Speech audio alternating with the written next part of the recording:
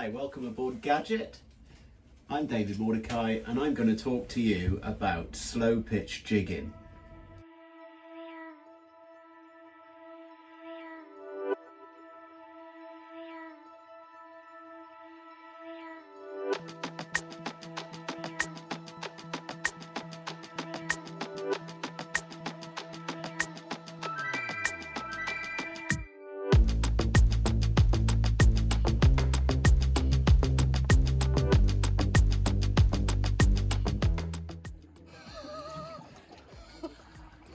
It's a monster. Jigs come in all different sizes, colours, shapes, weights, and pretty addictive, to be fair. I've turned into a bit of a magpie over the last couple of years. Anything shiny and metal and weighty catches my eye straight away now, just because the effectiveness of them. But let's start with a more traditional method of normal lure fishing on a boat over a wreck or a reef. Now, normally this setup consists of a big 10, 20 or 20 to 40 rod, big reel. This is a Marquesa 16, I think. 40-pound line, 50-pound line, big thick mono to get to your boom. A big ball weight with a boom, with a big trailing 12-foot trace of fluorocarbon with a lure. And what this does is swims along behind it, or imitates a fish swimming along behind it. Great method. Great, it works. But why do I use slow pitch jigging? Now, the reason is because we use thinner rods that bend, great fight, a really powerful small reel that you can cup in your hand, normally left-handed winds. What we use with this type of setup for our jigs is a thin line, a short trace of fluorocarbon tied directly to the jig, which is a lump of metal. And this is all it is, attached to the end of the rod or line, dropped all the way down. And what it does, instead of imitating a fish swimming along, you pitch it up off the floor, and as you slack the line, or you let the line go slack on the drop, the jig will actually turn, flutter, twist, flick side to side. What it does is it imitates a stunned fish. Now, any predatory fish knows when it sees something that is stunned, it will just dart for it. And when you've got competition between other fish, it then becomes really fun. The rods are really light, so there's no power in the rod. We'll get to that later, but it's ideal for just applying a bend in the rod to flick the jig, and that's all the rod does. Everything else, once you've caught a fish on the end of the line, is down to the reel. You do not want to pitch the rod up. They're light, they can snap, so just keep your rod horizontal or nose down. So that's the differences between a lure and slow pitch jigging. If I had a choice of going out wrecking and if the jigging's working, between the two, I'd hands down try a jig. You don't want to be using your traditional thick lines that you'd be using for your lure fishing method. So we would be using anything from sort of 1.2 PE. My preferred size is 1.5, which is about 25 pound. And I use 8-strand line. It's really important to have as thin line as possible. Attached to that is I have a short length of fluorocarbon, so probably, I don't know, 2 foot, 2.5 foot at the most. To attach that, it's really important that you get used to some good knots. So there is an FG knot. Once you've started using these, I don't think you'll turn back. You can buy these now in mainstream tackle stores, especially the sidewinders are very mainstream. These were sort of come out a year or two ago. This is a Loki. Sidewinder are pretty good because they come as a package. The assist hooks are already attached with a split ring at the top, so you can tie on there. You also have like your Max L range. This is a Bumblebee. You can buy that from Gigabyte UK, another Max L. And then you also have Major Craft. So you have all different shapes of Major Craft, and even some sort of holographic ones that look like sardines or mackerel. Even to some pink coddy ones. So you can buy Major Craft from Chesil Bait and Tackle. Some of these jigs, unlike the sidewinders, don't come with assist hooks. Just grab some. Now these are assist hooks. I tend to use what we call asymmetric, so one hook is longer than the other, so it means it's just a better setup down the jig itself. So if the fish grabs at any point, you've got more of a catch rate. Now these are attached to the jig with a split ring.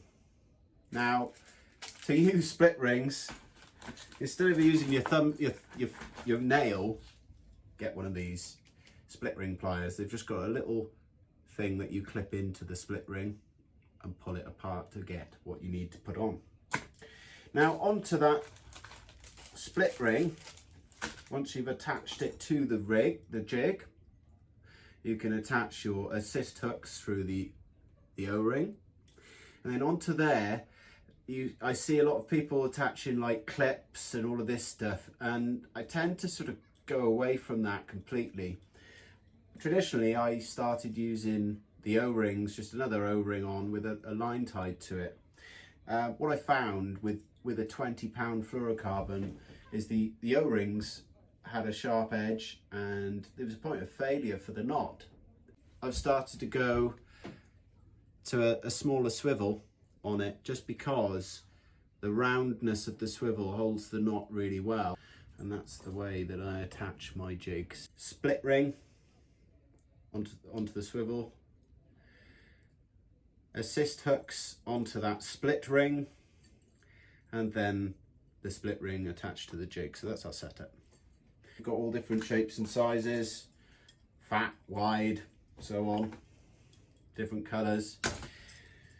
What you'll notice on each jig is they have a different design. Now this is a Bumblebee and it's got a flat surface there. What this tends to do is, as you've pitched it, it will then turn the jig as it falls.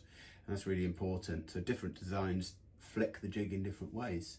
As you can see, the Thor from Sidewinder has got these serrated edges, and what that does is as you pitch the jig, as it falls, it stops that motion.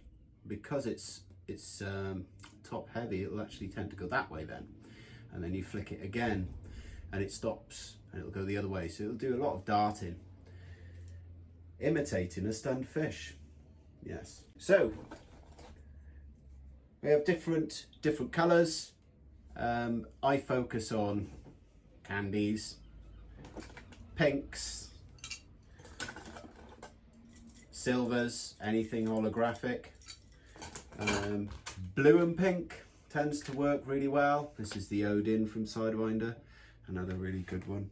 So jigging can be really expensive. You can lose a lot of kit, and it tends to be that the method isn't correct. And I found this the hard way initially. So I lost a lot of jigs, I got frustrated, and I slowly learned and picked up different things from different people. And the reason why I was losing jigs is because my line wasn't vertical. I can't emphasize that enough. Really, really important to keep your line vertical. So let's just think of a normal scenario. Your skipper's set up for a drift. He said drop down, and what do? You put your rod over the side, you drop the jig down. By the time it's got to the bottom, the jig is way out from the boat. What this tends to do is put a big bow in the line, so when we actually start pitching the jig, we don't pitch it at all. We do is we take the slack out the line, and the jig moves like this on the bottom. And also, if you're drifting that way, you're doing this, and then there's a big wreck there, and you tend to catch it because you've got these flappy hooks around. So throwing away expensive bits of metal. So what I tend to do is I will get to the point where the boat has actually stopped. If I can see a plotter on a charter boat, or if I can just drop the jig in the water and I can see that the boat's slowed down and just settled in the tide correctly, I'll then cast the jig down tide. And what that effectively does is I'm putting the jig further down, and as the boat is drifting down tide, the jig is sinking, and at the point where the boat gets above the jig, the line's vertical, and we've got an element there that we can fish the jig with a vertical line. And as that line comes past the boat, we want to just reel it up, reset the jig, drop it down again if the wreck's still there or the reef's still there. Normally I can get 2 or 3 motions over a drift. If it's a fast drift going over the beam of a wreck, it's literally one drop, but effective. With slow pitch jigging, because you're using a lighter rod and you're fishing the fish or fighting the fish correctly in a way that you're not bringing it up through the water column that fast. Most of the time, even with some larger pollock, when they're really kicking, you can get them up and actually get them back in the water. For instance, last weekend we had a couple of pollock that were really big, and we didn't need any more, and with a good head dart into the water, off they went. And it's purely because we're fishing with lighter gear and not just winching them up in this agricultural style like I was saying earlier on. So a light rod, nice compact reel. This is the way I hold it when I'm jigging. Normally you'll find on a jigging rod it's got a long butt, so you can keep it under your elbow there. Thumb is always on the reel, because as you want to be dropping it down, as soon as you hit the bottom, instead of just rushing to engage, you can just plant your thumb on it and pull the jig up and give yourself a chance to engage the drag and give you a turn to get it off the floor. It's also, once you've put it into strike instead of full, when a fish takes and starts running, you don't want it to be going in straight into the wreck, which they do. Obviously, like I said earlier on, with a smooth drag, it'll try and run, especially with a big pollock crash diving.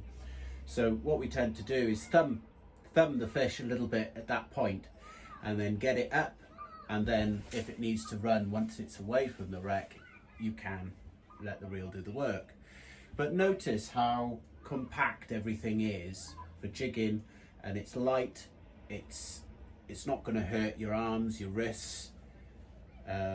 So yeah, have a think about what you're going to do. I'll be using this all day and I won't feel fatigued. It's like I said, compact, as you'll see on the video.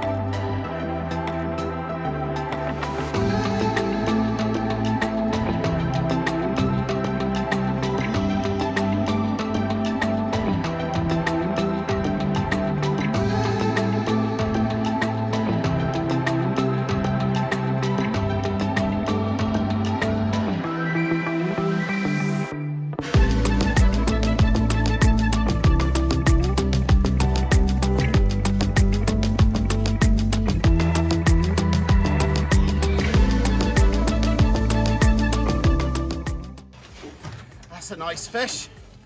Oh.